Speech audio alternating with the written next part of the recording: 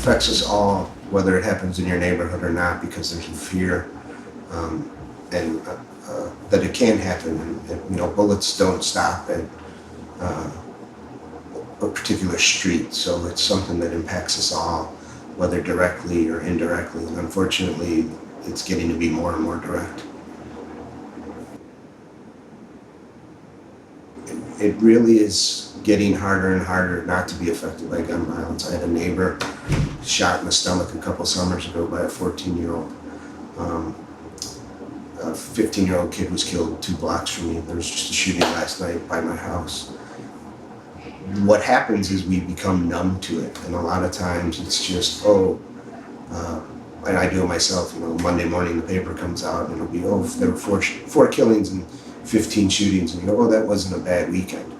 And having that mentality means that we're all kind of living in a war zone. I think that the problem of gun violence needs to be addressed on every level.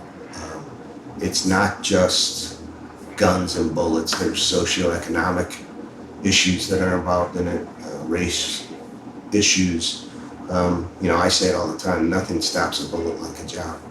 And we need to deal with some hard issues that we've not always dealt with. One of the things that in my job that I see is that crime remains the same.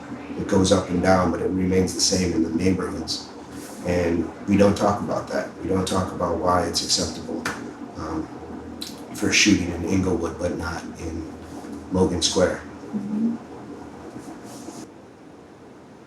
I chose to participate in this project because I think it's a great thing, and I, not only professionally but also personally, the opportunity to get people not to use a gun.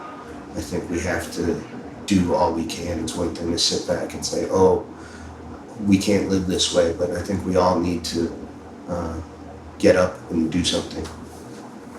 If I had one message for somebody about to pick up a gun, it would be, please don't.